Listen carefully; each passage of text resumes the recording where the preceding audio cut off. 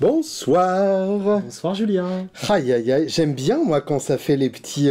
Comme ça Ouais c'est ça, ouais, exactement. Ça. Et quand ton oreille continue à le faire quand t'arrêtes de jouer. Les petits parfadets qui font les parfadets. Les parfadets. Hein, c'est comme des parfadets mais avec du parpaing au pied. des énormes parfadets. C'est le début de vidéo. C'est bien. Parfait. C'est très bien. On changera rien. Donc aujourd'hui, on est là pour parler de Beetronics. Pour parler du coup. Pour parler. de Beetronics. Et surtout de la Octahive V2. V2. Alors moi j'ai nickel focus. Je sais déjà tout parce que j'ai déjà fait une vidéo sur ma chaîne. Allez voir la chaîne de Julien. Ma chaîne solo. Ouais, chaîne solo, ouais. C'est genre, on a break entre nous. Ouais, c'est ça. C'est grave. Salut les gars. Chacun son album solo. Et du coup, moi, je me renseigne vachement plus sur ma chaîne perso. Ouais. Parce que quand je viens ici, de toute façon, tu me préviens jamais de ce que tu vas me mettre sous les pattes. Et je te préviens presque. Ouais, c'est ça. Presque. C'est quand même une notion. Tu me donnes la catégorie. Tu me dis, en général, ce sera des pédales. Ok, bah je prépare alors. Des pédales de type ouah. Démerde avec ça. Peut-être beaucoup. Ok, beaucoup. Très bien, pas de problème. Bon, on va quand même bien se pignoler.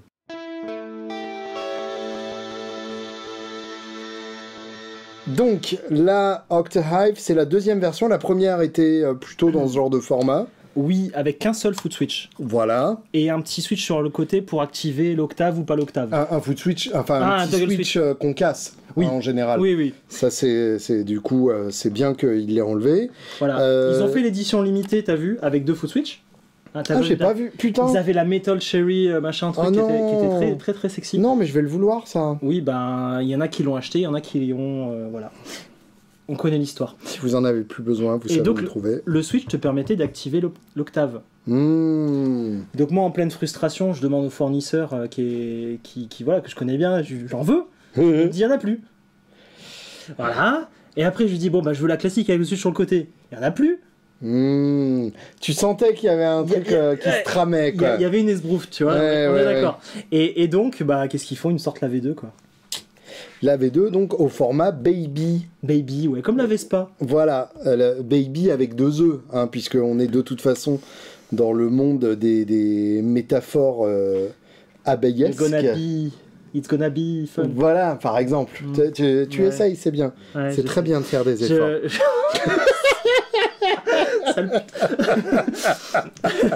Mais je t'aime, ça va. Moi aussi. Ouais. Donc... Le principe de la V2, c'est la même que la V1, sauf que le foot switch fait plus de trucs. Ouais, c'est ça. Le foot switch, c'est comme les parfadets un peu. Hein, ça se voit que j'ai peu dormi. Combien d'heures? Oui. Oh, oui. Plutôt oui. Plutôt oui. Bah, la Vespa, tu faisais ça, je crois, et voilà. Voilà, c'est ça.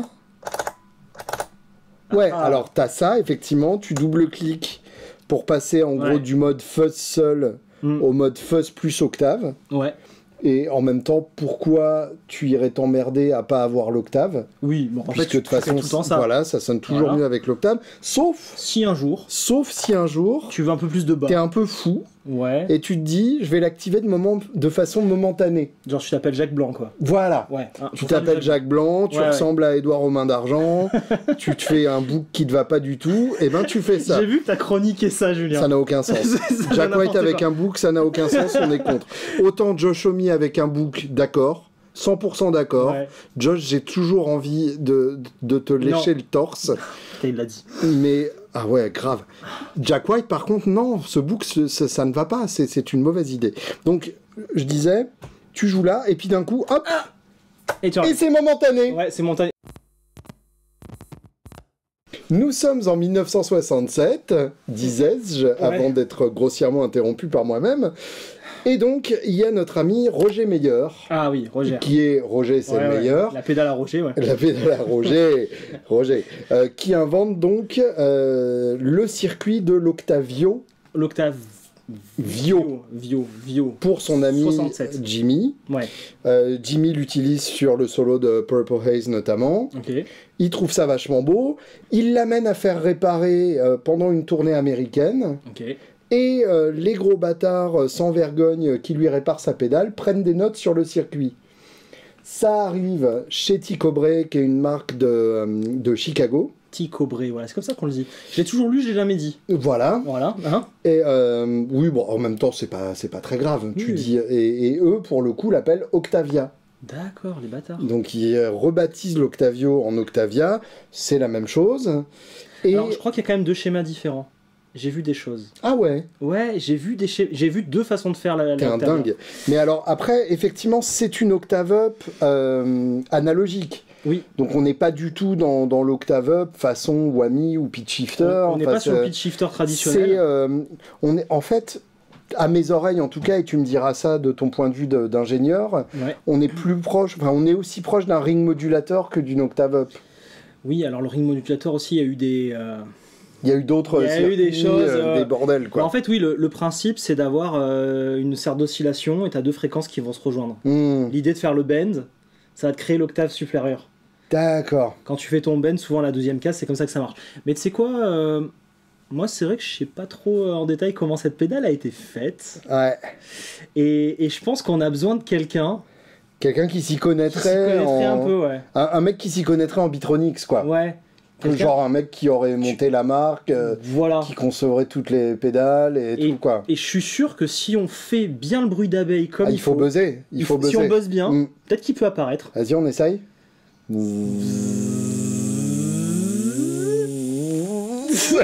Il vient pas. Ça marche pas. Allez, ça marche pas. Bon bah tant pis. That's thank you.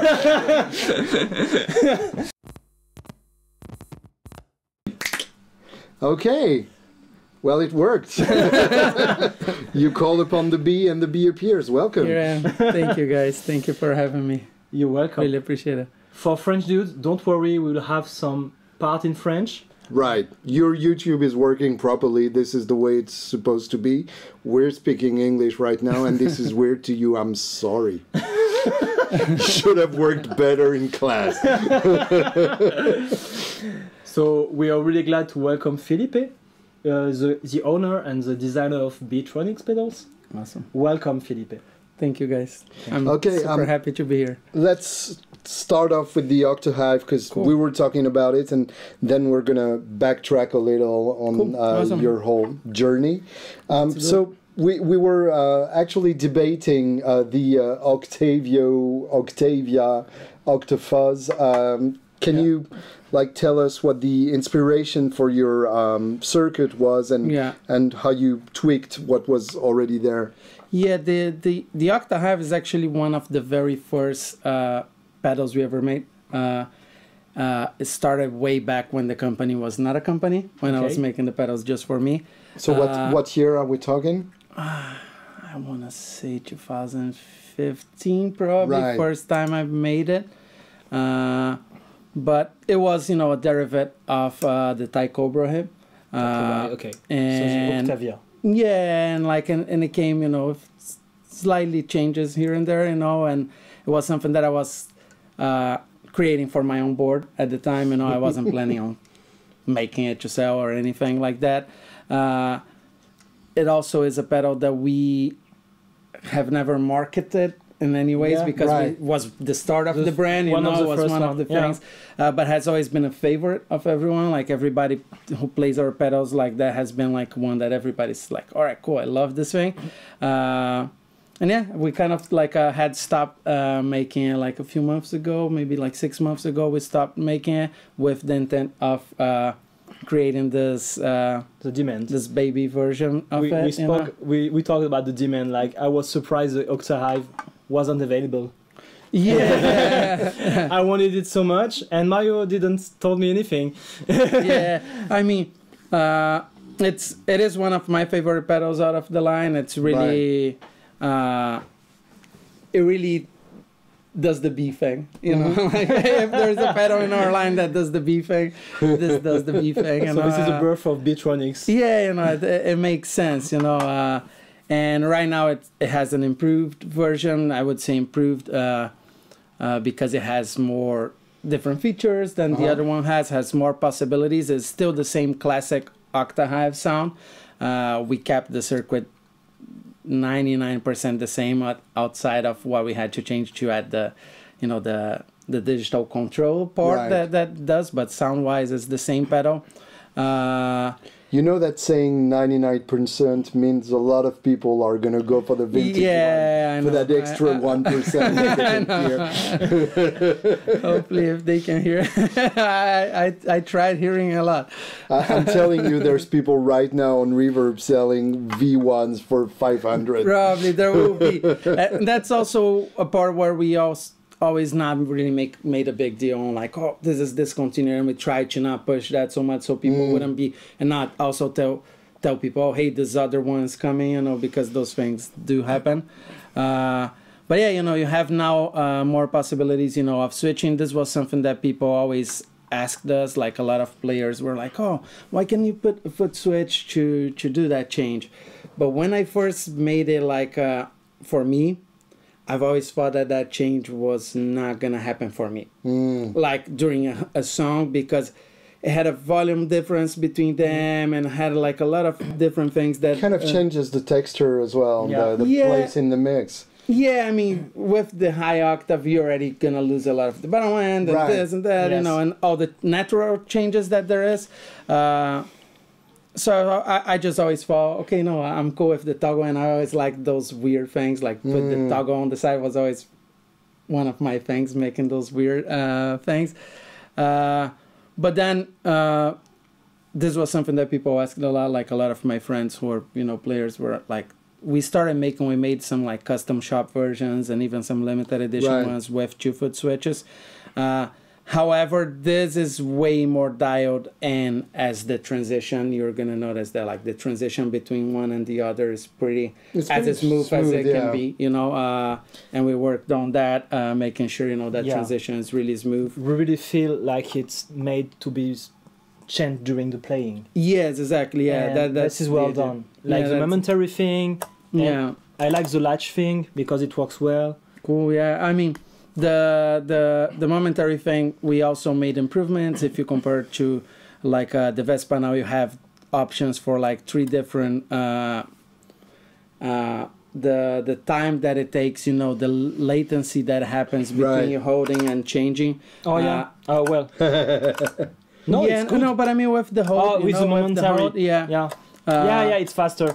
Okay, you not change only the that, but you also have now 3 options. Like you can save it, you know, if you unplug it. Like, I mean, I don't know if we should be getting into this right now, but you would just hold like this while you're plugging in the power, and then you can select between 3 different options.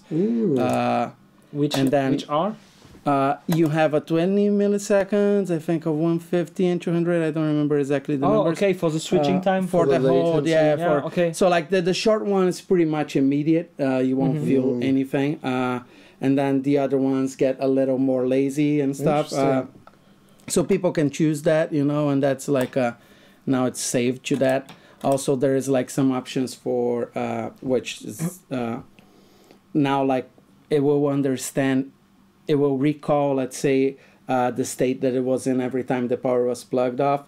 So if you have it in a rack in the studio, or if you have underneath something on a pedal board, you don't need to turn the pedal. It's a great idea. Yeah, it understands, like, you know, if the pedal was on and off whenever it was unplugged, and the mode that was in, so it recalls that same way, which I think is some cool features for people. That's really useful. This is a smart switch. Like and also it understands, you know, it goes a little. Can you show the PCB? Yeah, because that's the fun part of it. You can just leave it here because we have a manual focus. This is a big. This is actually our most classic, I guess, design. We first did. This is gorgeous. Way back, my friend Karamuru, who is an insane illustrator and really good, you know, artist. He drew this GB Hendrix, you know, and GB Hendrix. It made sense to feature that. It's really cool. Also talking about the design aspect. The faceplate was inspired by the Jimmy Page military jacket, you know, like it has that vibe, you know. So yeah, I'm super stoked on the pedal. It's wonderful. It's one of our classics, and now I believe it's a lot better as well. So before we hear it again, would you go as far as saying that he's playing a flying bee? It could be, yeah. Could be. I'm sorry about that. Yeah, before we plug it again, can you highlight us regarding the Octavia effect? Yeah. How does it work? If you can teach that to the community, like very simple. I mean, you mean the nerdy part of things? Yeah, people like that in our channel. I'm not the best guy on Really? the nerdy part. Yeah, I'm probably not the best. I would have the other Filipe be the nerdy guy. But one thing that we managed to keep in this is it has the transformer. You know, it uses like a it's with TM transformer. Yeah, it uses a TM022 transformer in it.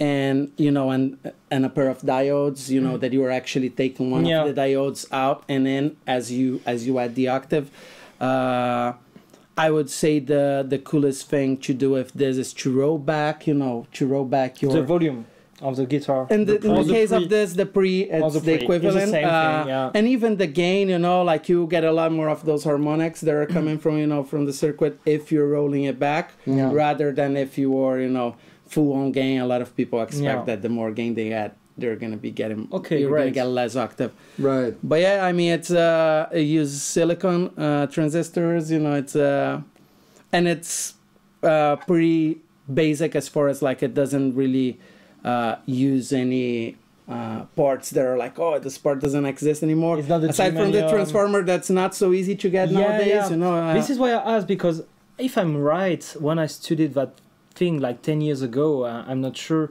they have two versions. One with transformer the PNP and one with a just transistors. There is the I guess it's the Roger Mayer version. Yeah, of the Roger Octavia, Mayer right? is without. Yeah, it's without the transformers. Yeah, no, this we managed to keep.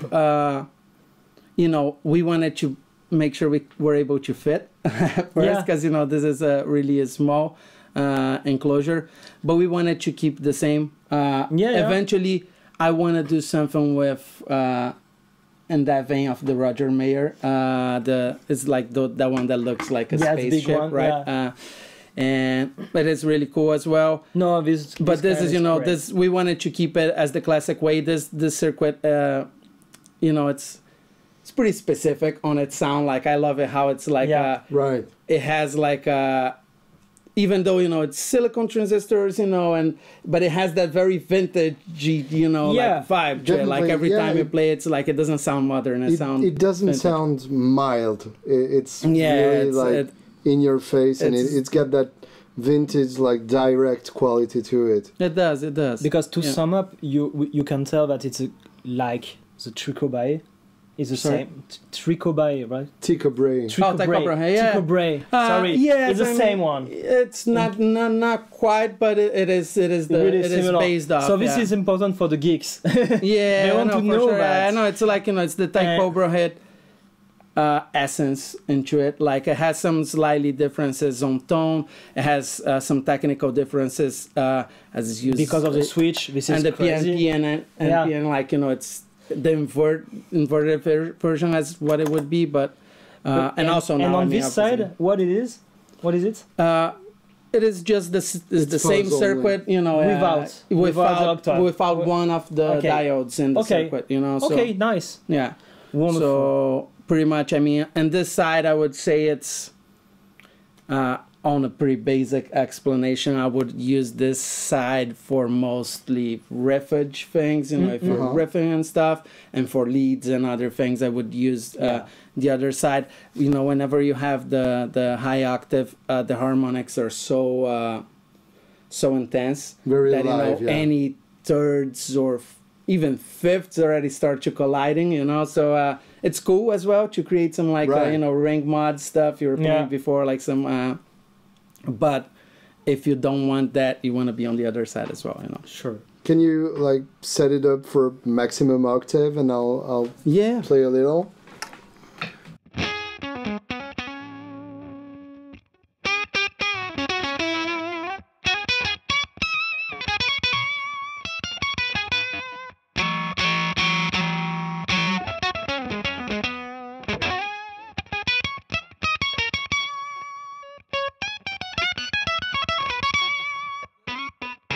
This is right now the first one on our chain, right? One thing that a lot of players like to do is to use this like kind of almost clean, right, where we're at, right, inside, and have something before, have something before. We have it after. After it won't work the same as it would before, but like, you know, that way you still get a lot of the harmonics, but you get the gain coming from a different, you know, you can hear it. Let's see, that would be interesting, putting another Octahive before. Double Octahive.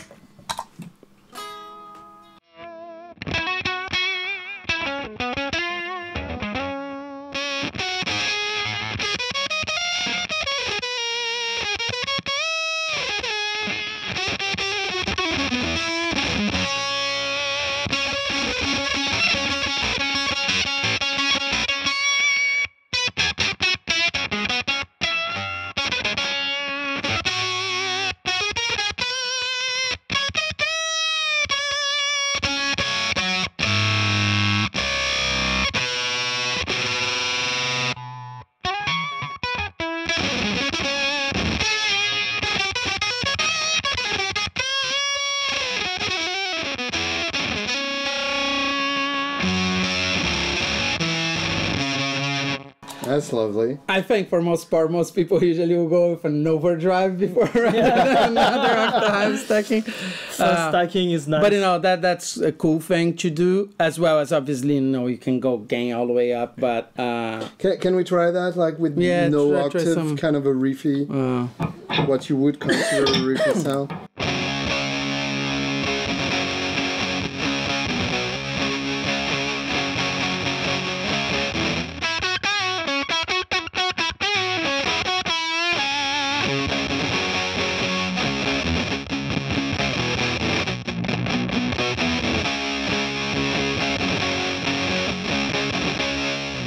Like that. It's like, I would say, you know, it's pretty cool for like stoner rock stuff. It's like, it's very, you know, very much, I mean, you don't, it's not a circuit with tone control.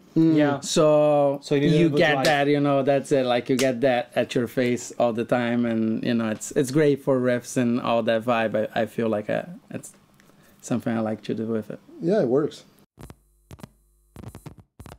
At what point did the Beetronics vision come about? Kind of from the beginning. It was a thing where I'm very into doing things, like building things, and I'm not just about pedals, or like, you know, if you tell me, oh, let's build a table, I'm gonna be that person who say, yeah, let's build a table, you know, like I love just those type of stuff. That's why, you know, like at our place, you know, we always build our, you know, studios and stuff. I always liked those things, you know, like let's build panels, let's do it, let's, you know, all that. So whenever I started building the pedals, one of my things was I wanted to make them different, and I wanted to make them my own way. So my wife, she's an architect, and she started doing the drawings for the cabinets, you know, for the enclosures. I had this friend in Brazil who was a designer, and I came in, I was like, dude, I want to make this logo for these pedals I'm making, but at the time I had no intent of selling it. It was a fun thing. It was like, it was this thing, you know, I was playing in bands, and I wanted to have my own pedal board that only I was going to have that sound, and I didn't want them to be on like a Hammond enclosure, you know, I was like, I want this to be on a... I understand. I wanted to look just my own thing, where everyone would ask, like, what is this? You know, like that was kind of the goal at the time. Yeah, I love the slanted pedals. There's something about that. Yeah, you feel that like was you can just push the foot switch like that. That was a must for me, you know, make the boxes in my own way. Right. And and then we started doing it, and I just did it for fun. Like I wasn't doing it for... Even though it was a lot of work to make boxes, I found this guy online, you know, that whole thing, you know, I found a guy online who would be willing to make some, and then I was like, I wasn't making a bunch of them, you know, I was making 8 boxes, you know, like, you know, it was one of those things. It costed a fortune. But someone accepted to do that for it was like, it was, okay, let's do it, you know, just for doing it, you know, not really for any other purpose. The first, like, big pedal you made was the Octahive? I mean, the first pedal I made that somebody bought was an Octahive. Okay. It's what? Octahive. Octahive? Octahive. Okay. It's one that's discontinued. It was a rad pedal looking thing. It looked like it's like a 3-knob pedal. It has some, let's say that the Zombie has some of its roots from the Octahive, so it's like a low octave, glitchy, low octave pedal. An overdrive or fuzz, however you want to use it. That was the first one I sold, but at the time I was making this. I was for myself. I was making this. I was making the Octahive and the Overhive, right? Which were 3 that I was already right. These 3, you know, are like my thing. So we did. This friend, he wanted to buy one. I didn't want to sell it, and he bothered me a lot until I sold him one. I needed money, you know, like it was like a week that I needed money. It was okay, man. I sold him. And then you had a problem. I won't say I fully regret it, but at some point it was like that, you know. It kind of became a problem because he actually got me, you know, Greg Cash, this great bass player, like rock dude, like insane bass player, and he has a lot of friends in the LA scene. Sure. And it was like the few days later, he's like, dude, I have some guys who want more. Would you make more? And I started making more. Sounds like a coke dealer story, you know? Total Breaking Bad story. Yeah. I have some customers for you. No, but it was kind of like that, because like he was playing in this band, and like pretty much all of the guys in the band he was playing won it. Like, you know, and there was like 3 other dudes that won it. And then that week I sold, and then out of those guys, some other people came through, and it was really like word of mouth thing. Like it went, thanks God, it went pretty fast, the port, you know, kind of like a lot of, suddenly I was selling some pedals to, you know, obviously, you know, like it's a small amounts, but you know, I was selling 2-3 pedals a week, which for me was a lot at the time. I was like, okay, like, it's already a business. It was something, you know, and it's already something that helps to start. And it was a great way to start as well, because I feel like it was natural, you know. I wasn't trying to sell anybody anything, you know. It was something that people were liking it and they wanted, and Do you remember the particular pedal that took you from 2-3 a week to actually needing to like hire people and get a bigger factory and stuff like that? It was these 2, you know, like the Octahive and the Octahive. To some level, like, I mean, it was still pretty small. I think our first pedal that got more popular, it was the Royal Jelly. Right. It was the first pedal that probably, you know, got us more noticed. But we did our first NAMM show with the Octahive, the Octahive, and we launched the Overhive that day at the show. Okay. And that day was a breaking point day, because it was like something that we had invested all the money that we had into doing the NAMM show. So if the NAMM show didn't work, and it was very profitable NAMM show. It was a very profitable NAMM show. It was actually a very profitable NAMM show. I actually made a plan that was like, we're gonna make, I mean, if anybody's seen our NAMM booth, we usually have this full table of like custom shops, you know, like a lot of custom shops. Oh, your booth is very noticeable. Let's just like say that. Comic-Con. It's like Comic-Con for guitar pedals. One of my ideas at this very early NAMM was like, okay, we need to sell some pedals there to pay for this. And my idea was, all right, let's build all these custom shop things. Hopefully, if we were able to sell these, you know, at least, you know, while we're there, even if things go wrong with getting dealers, we're still, you know, getting things more even. It turned out that it was great. Like, we got a lot of dealers at our first NAMM show, our second NAMM show also. Like, the first few years that we did were very successful. I mean, every year is successful, but it made us grow a lot from zero, you know. Like, we had 0 dealers on that day, and we came out with, you know, a decent amount of dealers. I don't remember how many, but it was probably more than 10 dealers, you know, in the first NAMM show, which was, for us, was what we hoped for, but it was a surprise, you know, that it actually happened. 2015, you said? I think it was or either 16 maybe. 16, yeah. I think it was 2016. Okay. If I'm not mistaken, you've designed the royal jelly with the help of the guy who's responsible for the deluxe memory man, right? Yeah, Howard Davis. Yeah. Can you like tell us what you learned from him from a pedal designing point of view? Yeah, I mean, Howard, like, it was a thing, you know, I met him online, you know, like that thing, you know, I guess like the whole pedal community is a big online thing, and it is. And back then, you know, was DIY stomboxes?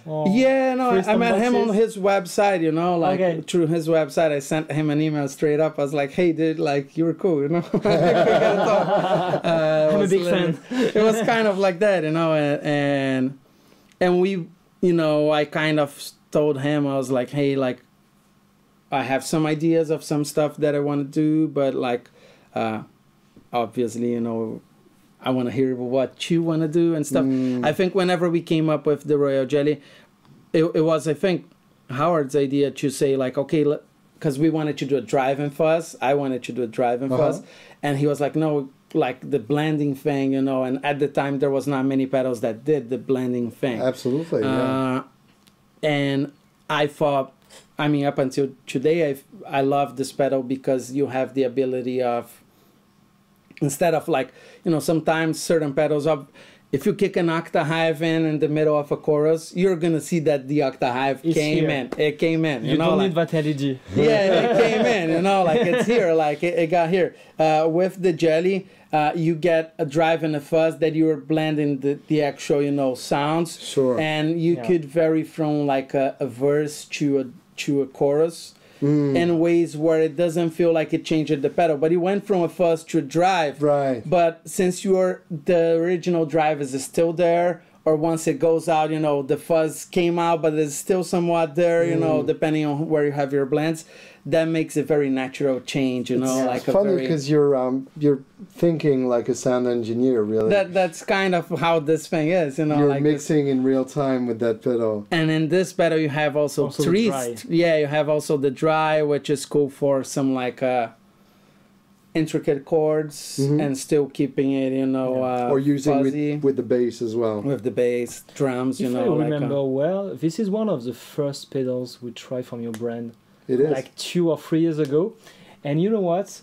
If I remember well again, he wasn't paid for that day of shooting because he wanted that pedal so much. So we had a shooting. That's very true. And he came back home with that pedal. Awesome. And also you didn't want to pay me except by giving me a pedal. Maybe it was because of the first year of Palf, I don't remember. But yeah, it was paid with pedals and it shows that one. Yeah, that's cool. That's awesome. I mean, this pedal, I love it. It has some modern aspect for me as far as sound wise. I love it to use with humbuckers. Like if I'm doing like single coils, I usually go for more the vintagey vibe. Right. But whenever I'm with humbuckers, like I love this pedal a lot. Like it has a modern fuzz sound to it, like rather than, you know, like the more speedy or like gated that, you know, the Vespa has, which the Vespa also sounds somewhat modern, but it's more like indie sound, you know. Like the Royal Jelly is a pedal that like a metal guy could use as well as, you know, kind of like it's very versatile, you know, like anybody can actually use, you know, a Jelly. We've even seen drummers using the Jelly. You know, yeah, that makes sense. Aaron Sterling, the drummer for John Mayer, right? Like he posted a video once, like on his Instagram. He does all this feng shui, and he was like using the Jelly. He was like, "Oh, I use this thing," and we're just like, "What the hell?" You know, like, and it's super cool. You know, we use it on loops as well. We use it on roads at the studio. It's a really cool pedal, and I wanted to make it big. I wanted to be, you know, I like the big. Certainly knobs, makes a very great visual statement as well. Even the choice of the knobs and the jewel, it's perfect. It also helps. I feel like this pedal is, you know, very once you understand how it works, it's very visual, you know, like you look at it and you're like, all right, I have this, and you kind of know what to expect pretty well. Yeah, you resisted like putting secondary functions everywhere, switches and all that. Yeah, back then I don't think I understood none of that. We talked about the Royal Jelly. Let's try it. Let's do it.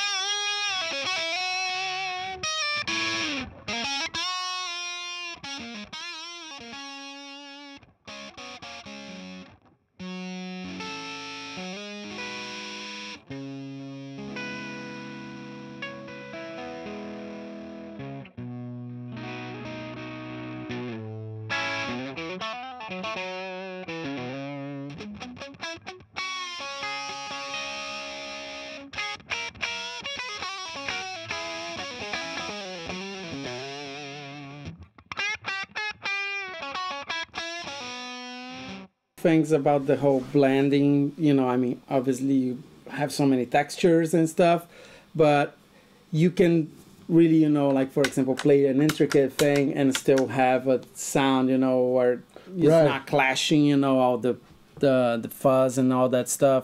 Really cool for some like funky kind of thing where at the back end there's some you know going on together. Take some beats. Yeah, pretty much. I mean, it's like almost like if it was a console, you know, you have 1, 2, and 3 going together. The EQ as well. We also have the bus switch, which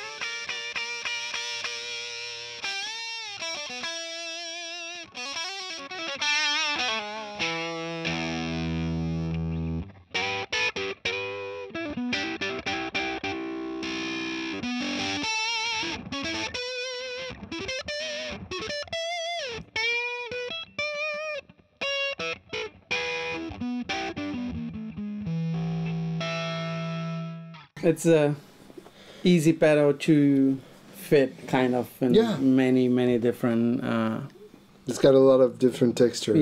Like you know, you could use it in so many different ways. That's so how the hell did you go from something that's obvious to the swarm?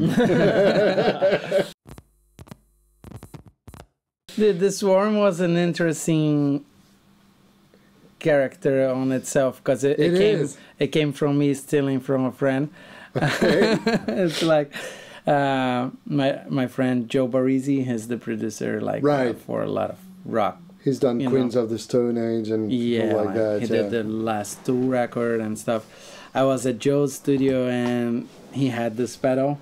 There was a phase lock loop circuit, you know, like a PLL circuit, which at the time I wasn't really fully aware of a lot of those. I mean, and he had this pedal. He was like, dude, I have this pedal and this guy built for me. He only built a few, and I know it doesn't really exist, but it's something that I use a lot. Like it's like my secret weapon at this. I don't know if I ever said the name of that. I'll say the name of what was the original thing, and maybe people are gonna go search for it. I don't think you can find one because I tried a lot. Was called the Hydra at the time. Okay.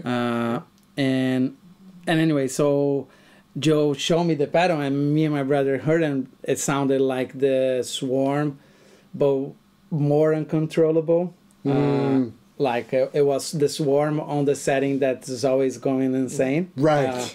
With no option of changing that, right? It was what it was. It was like sounds insane like that.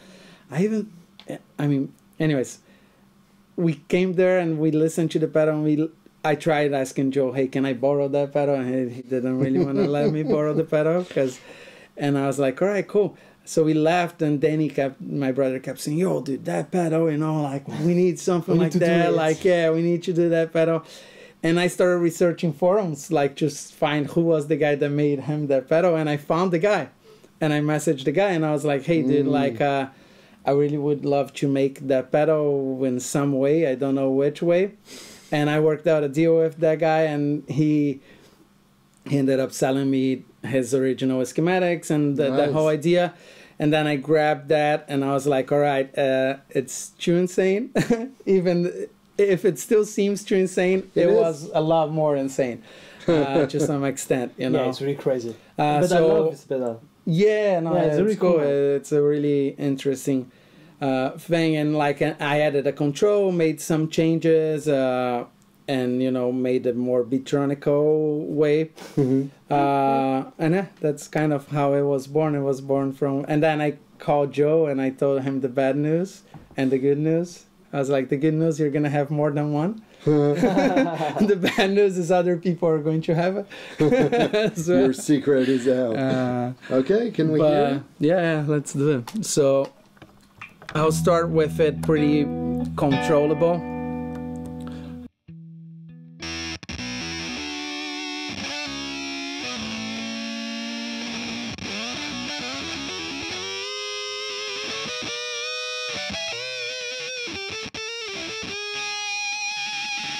You can use it as a fuzz, like, you know, like if you roll down the drone and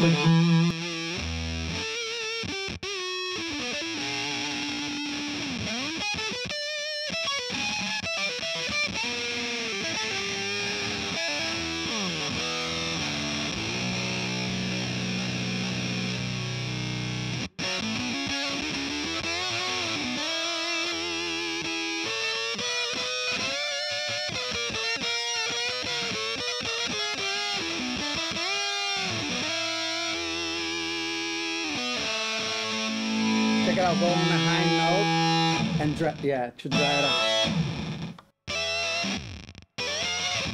If you wait, it will glide up, and then once you let go, it glides down. It depends on where we're.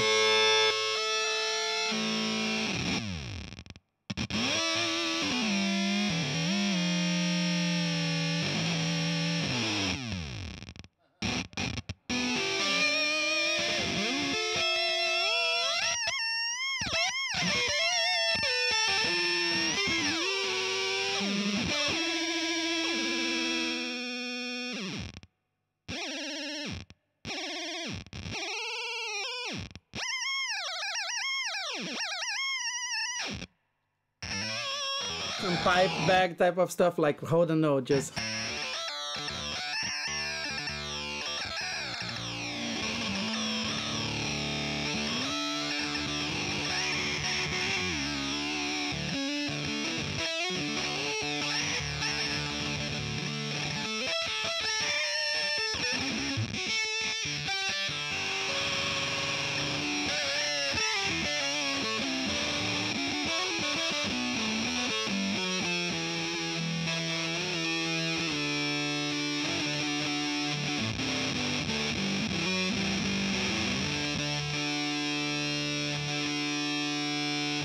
It is cool to use it like, this is also has that approach. So, you know, you have pretty much 4 different volume controls, right? You have the master volume of the whole combo.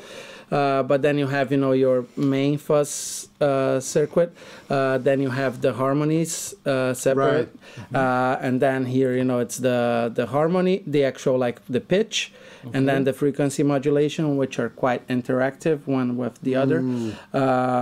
So that's how it works. Yeah, I guess.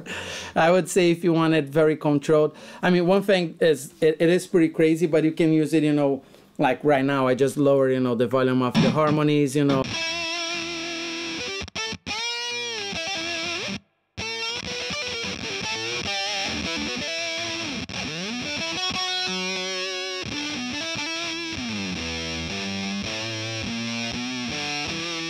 You kind of want to open this together.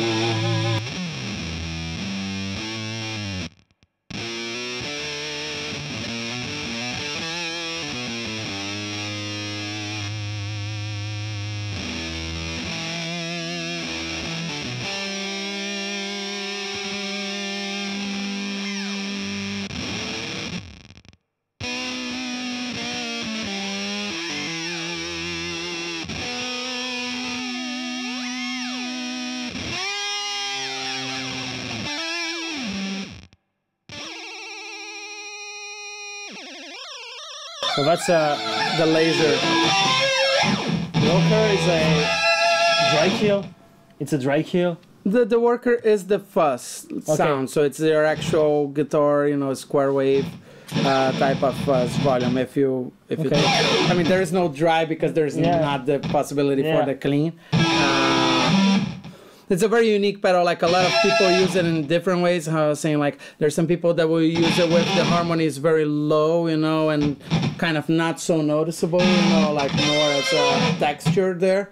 You can go crazy, like he comes crazy. Tyler Brand just did a record with the girls, with his wife, and they are like he sends me the tracks, and you're like, damn, you know, this is so cool because it's the sound of the swarm doing the pew at every riff. You can time that, you know, like you can time the, you know, the drop. You can go finding a setting for the actual riff that you're playing, you know. So you go there and you find, okay, oh, here I am, and then you make it time as you wish, you know. It's one of those pedals that you wanna hear the pedal, you know, and play to it. You know?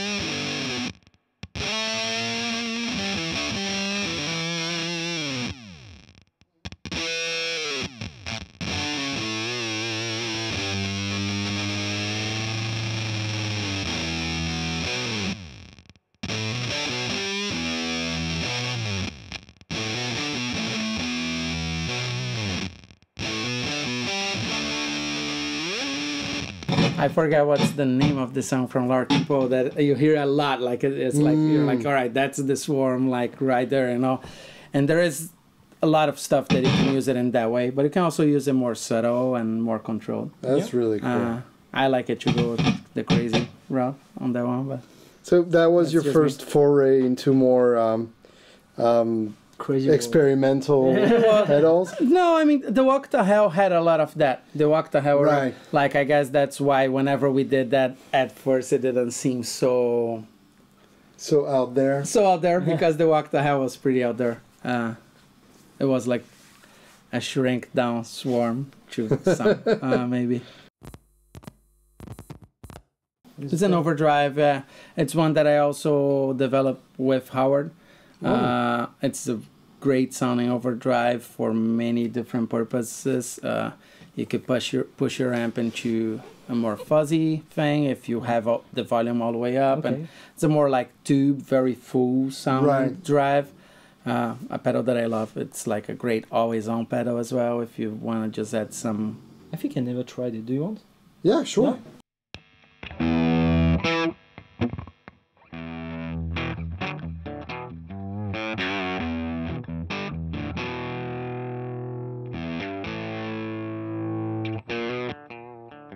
I like a lot for this type of stuff, like, you know, not add too much gain, but like, you know, where you can still play clean, but it gives you, you know, some compared to, you know.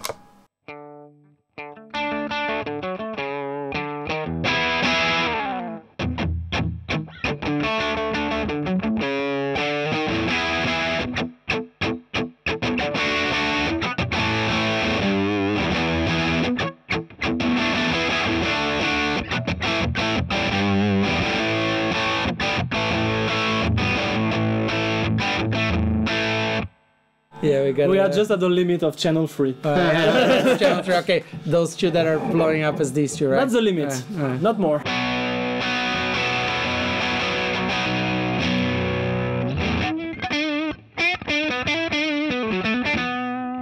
Now have the amp pretty clean. If you have the amp with some grit, it becomes way more fuzzy, you know, the vibe. But that's, you know, that's how it usually.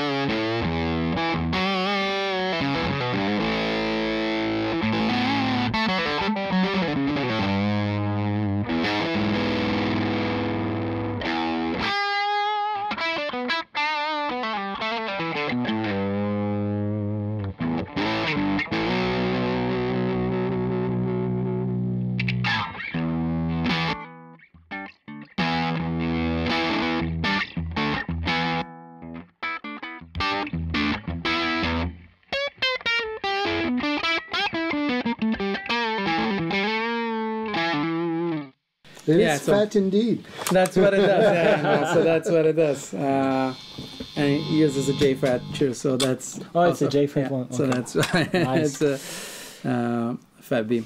Yeah. You've been, by the way, in a Mostro, which is a kind of GCM 800. All right, nice. In this that's channel. it. Yeah. So, yeah, so came in the FAB, which introduced the whole like baby aspect to it. It's quite simple, straight up pedal, you know? Right. But it is one of, almost crazy for me to say, but it's one of my favorite pedals, you know, being the simplest pedal, but it's one of those that I use it a lot as like an always on thing for exactly that purpose, you know. Sometimes I don't enjoy I want a clean sound, but I don't enjoy the full clean sound. I love that bottom and that body and that the dynamic that it gives you, where if you hit it, it's gonna get some grit. If you don't, it still sounds pretty full. If you're playing, you know, some like arpeggiated part or something like that, you know, it doesn't sound little, it always sounds, you know, rich. So I love that. Yeah, it's funny because I wouldn't necessarily associate Beetronics with the a simple 3-knob overdrive, and I must say I hadn't tried it before, and I'm really pleasantly surprised. Yeah, it reminds me some good old Fender Brown or Tweed, something like that. I don't know which one exactly, but kind of want it. All right, you're getting paid with this today. Okay. Sorry, Julien. It's a kind of nightmare for him. He's gassing himself. Kind of need that pedal very much. It's like drug dealers using it. Yeah, exactly. Yeah. The worst kind. The worst kind. No, but it is one of this was one that was something that I wanted to have, especially like I had a few, you know, JFAT things that I really like it. So whenever we were discussing about what to make, I was like, we gotta have a JFAT 5 because I wanted that amp sound. I want that thing. So, JFAT is a good choice, man. Yeah. So yeah. Yes, the Vespa. So what's the difference with the Octahive? If someone is considering that and is hesitating? They are completely different. You know, if that's a question, you know, like they are completely different circuit-wise. If you, not only sound-wise, but circuit-wise as well. But I would, if I were to describe, I would say this is a go-to for like classic rock vibe, classic Hendrix style, vintage style things. This is what I would go for, like a more modern indie Jack White, St. Vincent, Muse vibe. Kind of yeah, that's what I would go. You know, I feel like the octave, if you're looking for a very prominent octave, you know, on the Jack style, you know, Jack White style, this is probably the better go-to, you know, because the octave really comes in like ripping your skin off, you know. This one, it's a more subtle effect, you know, it's a more like, I don't know, I guess Corey Wong described this as like a breed of like Jack White and St. Vincent, you know, something that they would use, you know. Corey plays this like... it's actually his only fuzz pedal, which I'm super stoked that he plays it and that he likes it so much. You need a signature pedal with him. We should make a signature Vespa with him one day. God knows. He had some these days. What? He had some signature pedals back these days. Yeah, he has the compressor now as well, right? Which is pretty cool. Yeah, the Vespa, it's like it was actually surprising for us that it actually is I love that pedal, but it was a little bit of a test. We had started, you know, I had another person join me on the development team, which is Filipe, another Filipe, so we're two Filipes. And Filipe is insanely knowledgeable about everything, but also about, you know, coding and stuff like that. And we started immediately working what turned into the CB. Okay. But this was years ago, I think, right before the pandemic hit or something like that. I can imagine the CB taking forever to develop. It was the first thing that I think we started working together, which was, I think, about maybe more than 3 years ago. Oh, he's your Loic. I have the same guy. We worked on a delay for 4 years. It's still not there. That was, I mean, whenever Filipe joined, he's a very passionate guy about choruses. Like, he knows everything about choruses and he loves it. And I was like, what do we want to make? He was like, a chorus. I was like, all right, let's go. But we started doing it, and it was on a baby format, to actually say the truth. And it was on the baby format and had everything that it has. It had the 3 toggles here. And it was going to be like a very crazy thing. Wow. It actually changed it at some point because we decided to make it stereo, and then we went on the MIDI and all that, which was a whole different trip. But the Vespa came as a little bit of a test, because whenever we started jumping on such a complex thing, and we kind of had the vision from way back, okay, this is going to be a long story. Yeah, a long thing. Let's start with the microcontroller on this one. A simple microcontroller, like MVP product. Exactly. I mean, we had never made anything where we were gonna have to program the pedals, and we were like, all right, before we actually do something that intricate, let's do something simple. And the Vespa came in as a little bit of that. Turned out that with that we created, the whole momentary thing that's now on the Octahive, and it became one of our main things with the Zombie, the CB, and the Vespa, and now the Octahive is the interaction of the player and the pedal, where the pedal becomes an extension of the guitar. So you not only play the guitar, but you also play the pedals, and playing to the effect, and playing it as like part of a riff, So that was kind of like the thing with this. And let's dive in. It's a crazy sounding thing.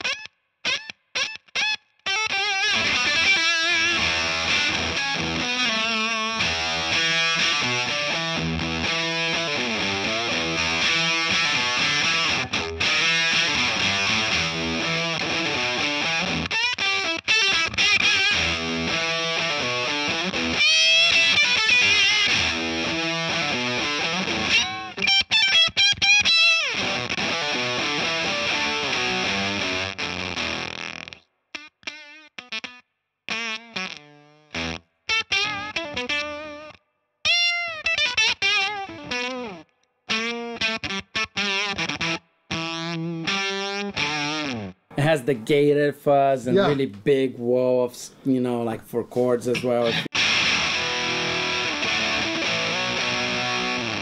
Do you feel it like me, like a super fuzz inspired? Not really. Mixed with a big muff. I'm more getting of a Fuzz Factory vibe from it. Like the Velcro or Band-Aid being ripped off. I mean, these.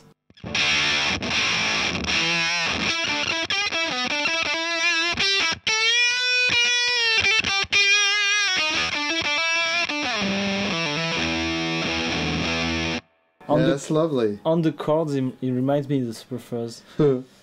And it became, for us, it became kind of a staple as well, I think, for the brand. A lot of people really loved it as well. Like, it became quite popular.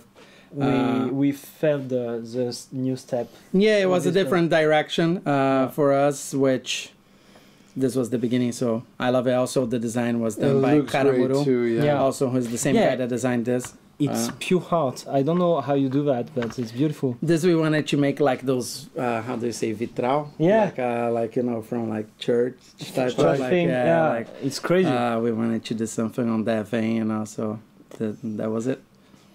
It's really well done. Thank you. Yeah, honestly. So next up, the zombie. Yes.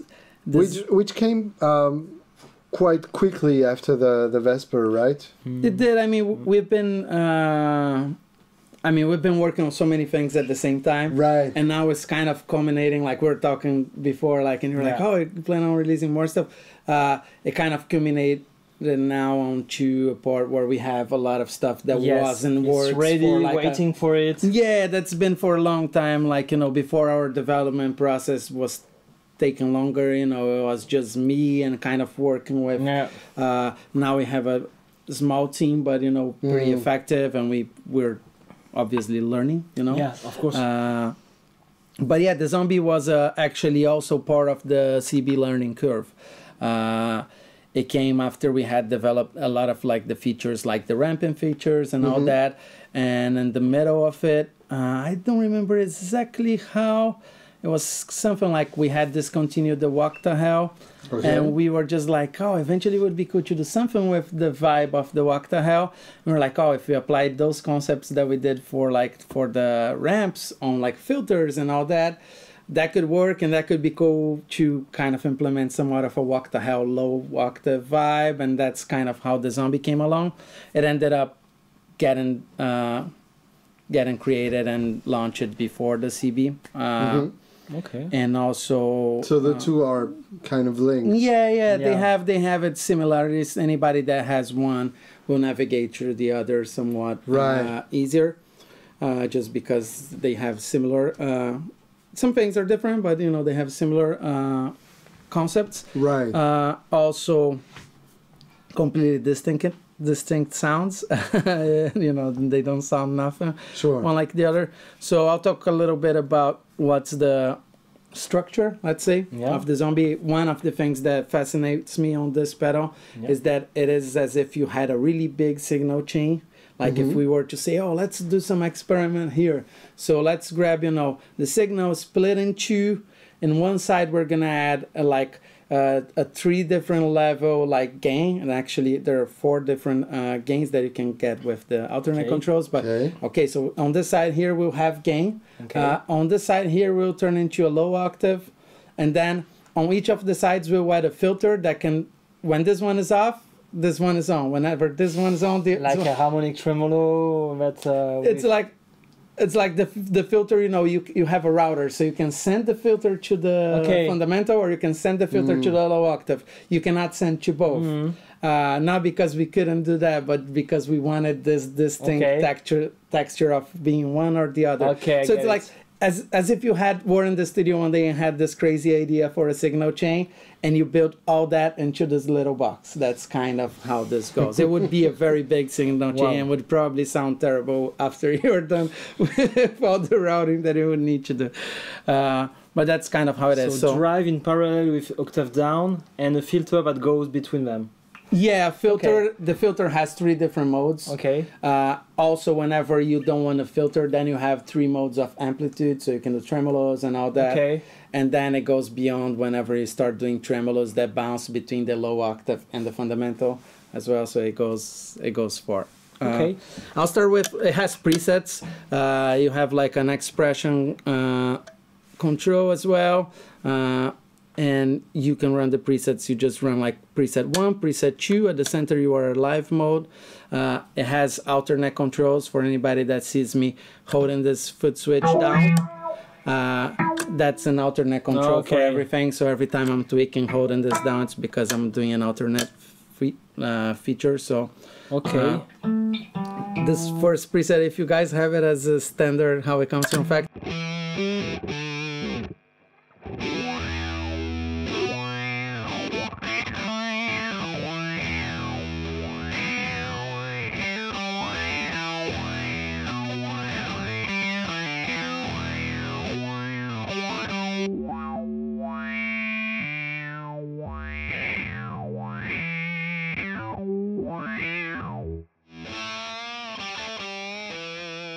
To the fundamental.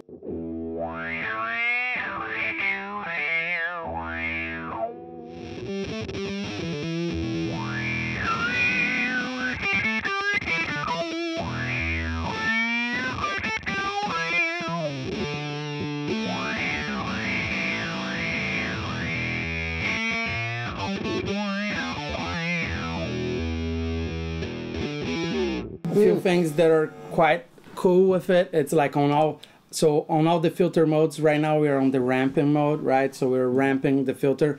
It works similar to what a wah would do, right? But you can set the ramp up and you can set the ramp down. Okay. So you imagine the ramp of a wah and you can set the ramp up and down. You could use the pedal as a wah pedal, for example. Like we could come in, set the let's do it clean, like let's say, and then I want a ramp that's gonna go up and down at kind of the same speed, a medium speed. But it's a highly tweakable wah because you can set the bottom. Let's say we can send the bottom to a place where we don't, at a range where you don't even hear a guitar, right? Like here, right? Or let's say more a guitar range, and then we can set the top. Let's say we put the top at maximum.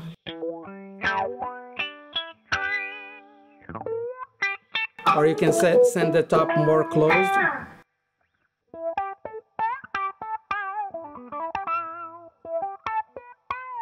But then you can do things that you would not be able to do on like a wah pedal, which it's something that I find quite interesting. For example, let's say you do a very large ramp, like a very long ramp, right? Okay. Why do I say you cannot do on a wah? Like, whenever you're controlling a wah, you have your mechanical limitation and and gap that the pot goes, right? So it's very hard, the actual really slow, the actual the resolution of that pot to be that big. So for example, you can do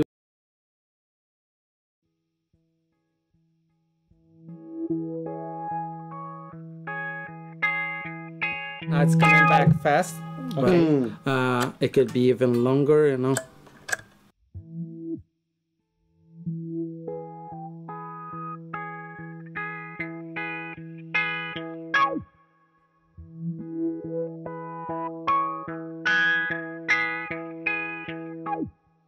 You can invert the ramp at any time, if you double tap.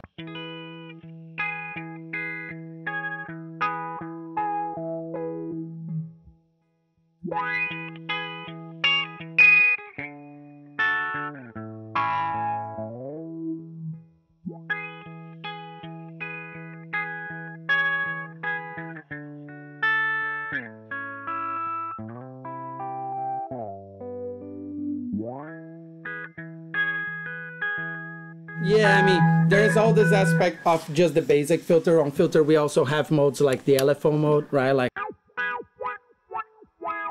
so rhythmic, yeah. Same thing with the whole range of the filter.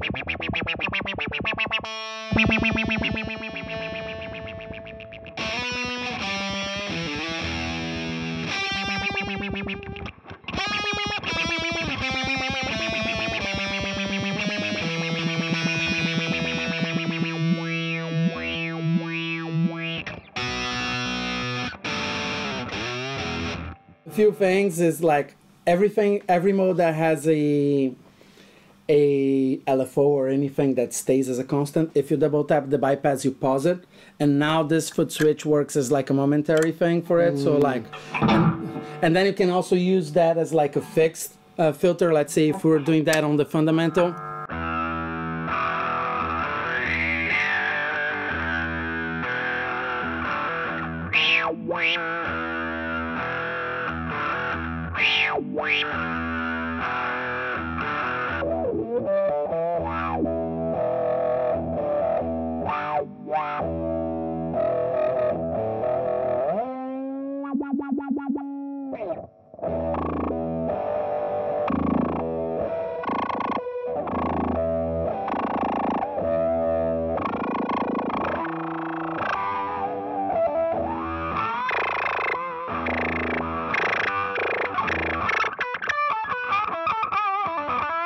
It goes crazy. It's like shooting someone with laser pistols or something exactly, like that. Yeah. It goes crazy as far as like possibilities. Once a person gets the whole vibe of the ramps and how they work, or even, you know, this whole thing of like how these features of the LFOs and everything that moves being able to stop or retrigger is that same concept of like, all right, extend that to your playing, like use it as like in the middle of a riff, you throw in a laser at somebody's ear and like blow up their ears. All right, great. Yeah, that can do that.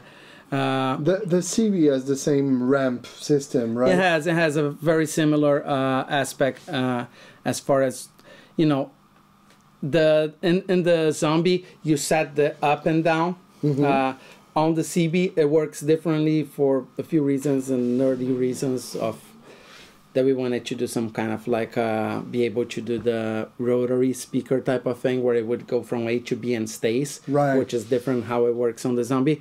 But in the CB you have 3 different ramp shapes and you can vary between them. So rather than the zombie that you go from the up and down type of setting.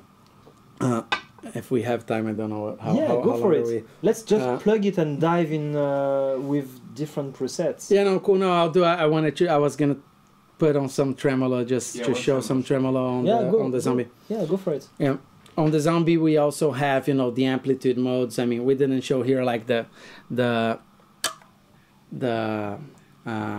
how do you say, the randomized filters, which those are also cool things. Like if you play a chord like that.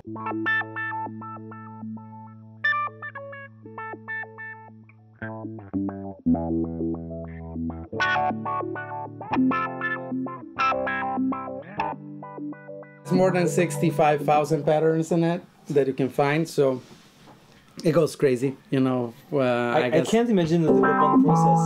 What? I can't imagine how long was the development process, like designing all the patterns, all the presets, all the things. It's more of a code that keeps on generating these patterns, but we wanted, this is an interesting thing to talk about because I have I like randomized things, you know, like pedals that have the whole random aspect, but I always tend to find them too random, in a sense where I cannot apply them musically. A cool thing about the patterns on the zombie is that they are short and they re-trigger, right? So like, let's say if we pause it here and like,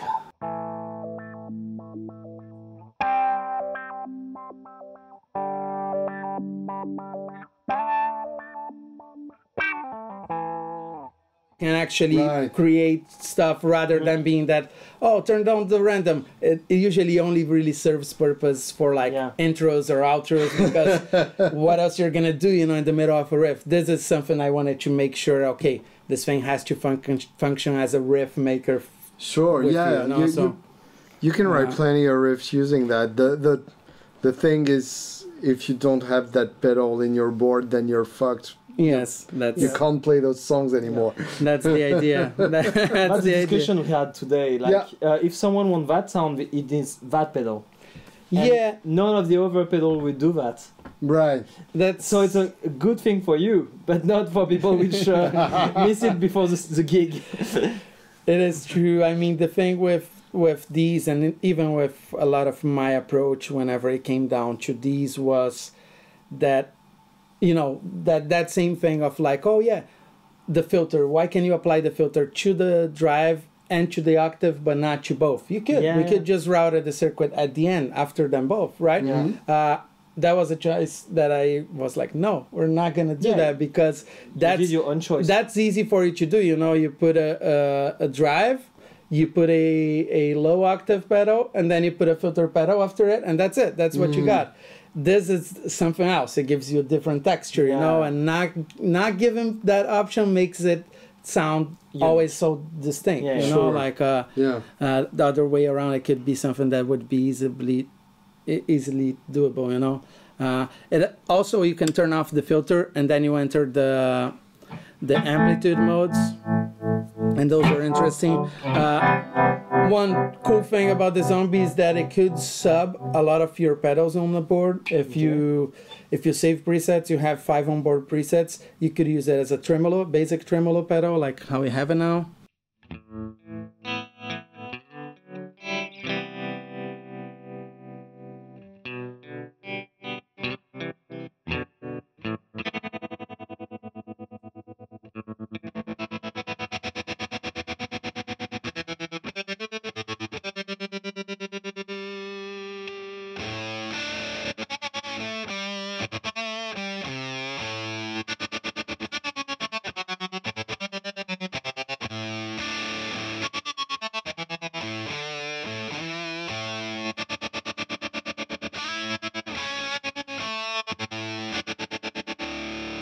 Can play with those things, which is I really like this function.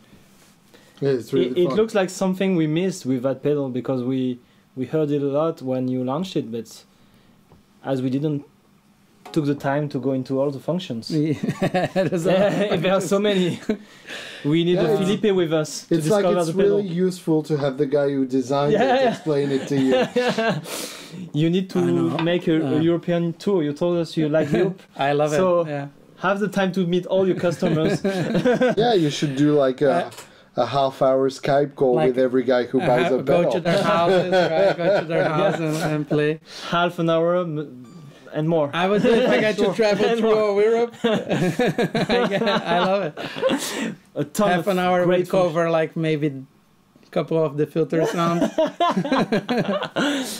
Well, congrats! It's a really fantastic pedal. We just needed you to discover it. Yeah, this thing, like how I was saying, you know, like we're using it as a basic tremolo, which also gives you some extra cool functionality. But you could use it as an overdrive. You could use it as a low octave pedal. You could use it as a wah type of pedal, like a filter, auto wah. You can do volume ramps with it as well. You can do the cross tremolo thing, which no other pedal really does, you know, does this crazy, let's see, play like a single note like vibe.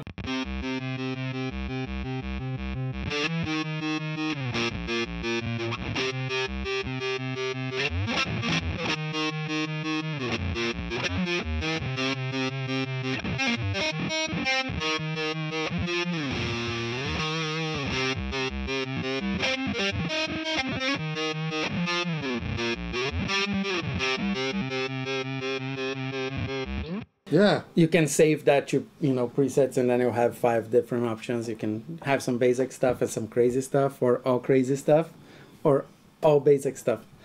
Really cool on synths as well, and I can imagine. It's the kind of pedal that you need presets to play with. It does so many different things. Like it would be a shame. It would be a shame too.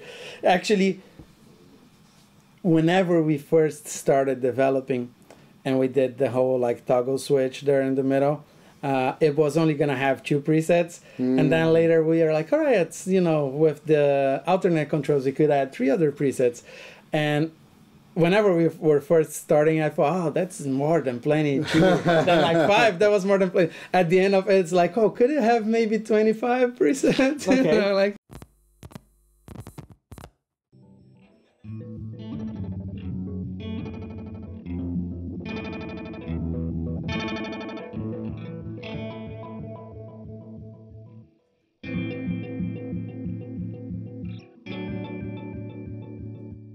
I'll get into the basics of it, since we're already at it.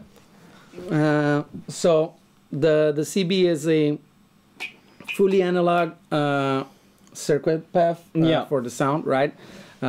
Uses a bucket brigade chip, but it's digitally controlled. It is a pedal that is intended to pretty much take chorus on every direction that chorus could possibly go.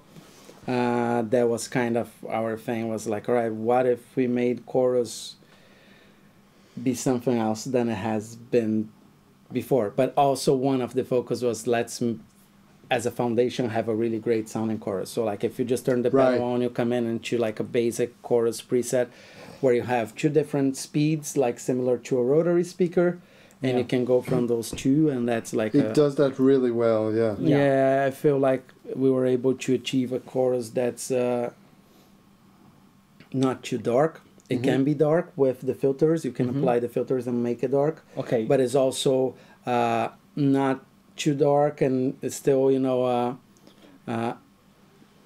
capture. You could do, you know, the more like shiny type of chorus, but you can also do the more like tape like weird it's things Bucket with Brigade. it. So for everyone, Bucket Brigade is a good old one you have from the C1, C2, and so you have the MN3207. This 2 is the V3207. So right? it's the same one than a Boss C2. So the good old one that everyone uses today. Yeah, it's a great like chorus sound as a basic thing, and people could use this pedal as a basic chorus thing. Great on roads, you know, like for choruses. It also it has a stereo out, mono in, stereo out.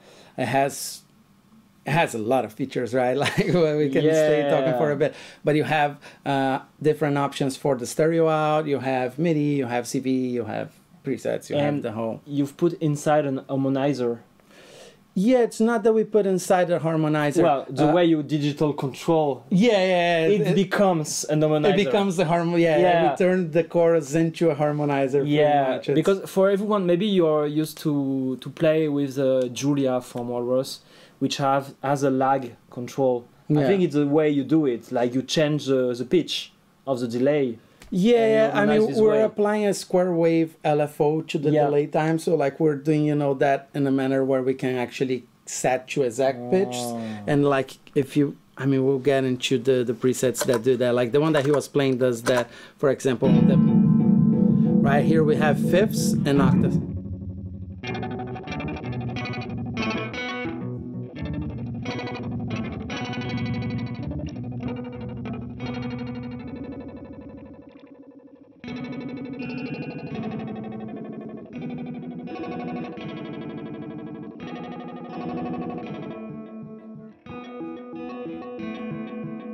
How you have it is like this. You have in this mode, right? We have 2 different rates and 2 different pitches. So like the pitches can be in different rates as well. Like so you can do fifths at a slow pace, which was what we had, and then octaves at a higher pace. It goes. It's nuts. Just a chorus. It goes nuts. It goes nuts. Like let's play like the basic chorus sound so we hear what that.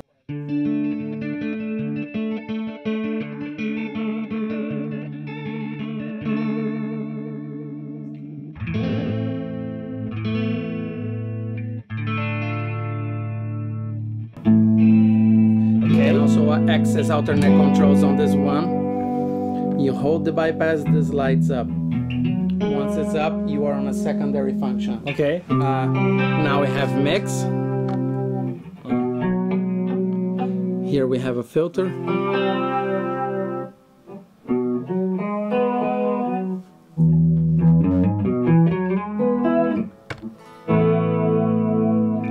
And here we have feedback, which gets flangery and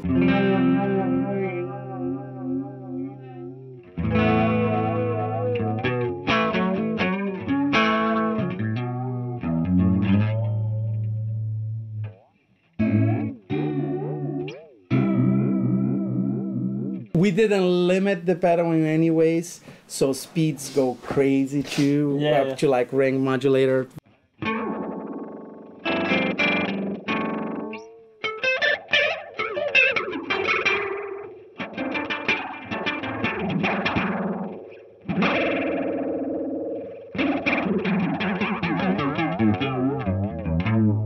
So it gets crazy with all that, but you can use it as a... And now it's a vibrato. Yeah, you can use with the mix and maximum. Okay. That's a cool I like some cool sounds like preset number.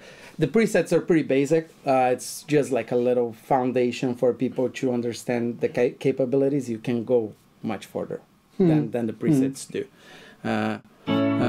This is one that's like a...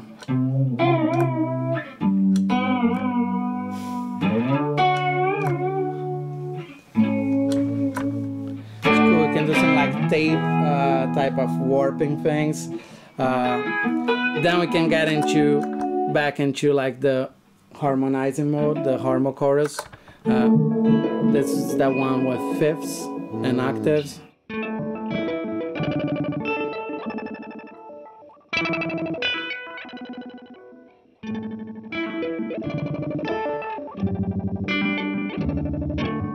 On this preset, for example, like getting back into the whole ramping system, on this preset we have the ramp set at 0. So the change is immediate, right? Like if we were to open up, like... You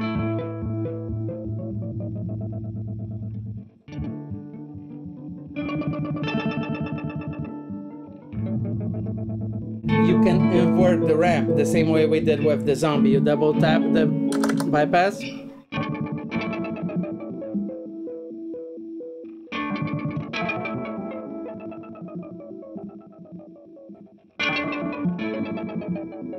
Highly customizable, obviously, you know, it's that kind of stuff, you know, you maybe want to find the right timing for the ramp for whatever you're playing and that kind of stuff. We get into more crazy stuff, which is like the arpeggiating mode.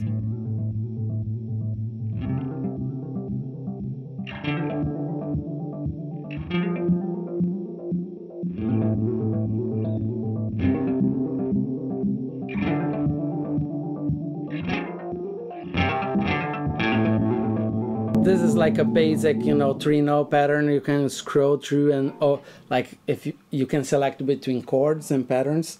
On the arpeggiating modes, the patterns are logical, where it goes like always up, always down, up and down, jumping steps, all that. Then we also have a mad mode where it's generating randomized things. Right. But like on this, like for example, let's see.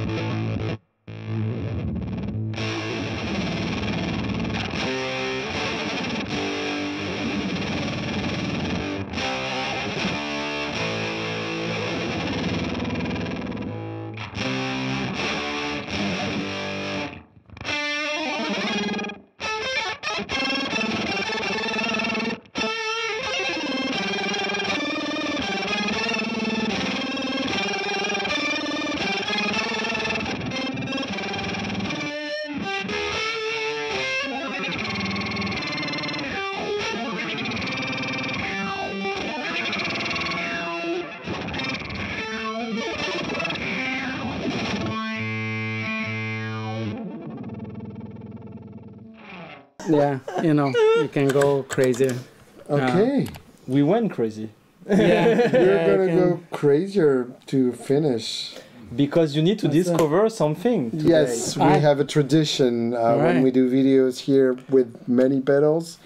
In the end, we put them all together and see what's what and make a mess. And I'd love for you to announce this in French. All right, let's do it. It's called Toutes les pédales. Toutes les pédales. Yeah. There you go. Toutes les pédales. There you go. Will you do the honors? Yes. Toutes les pédales. Turn them all on. Okay, it's time. Toutes les pédales. Fantastic.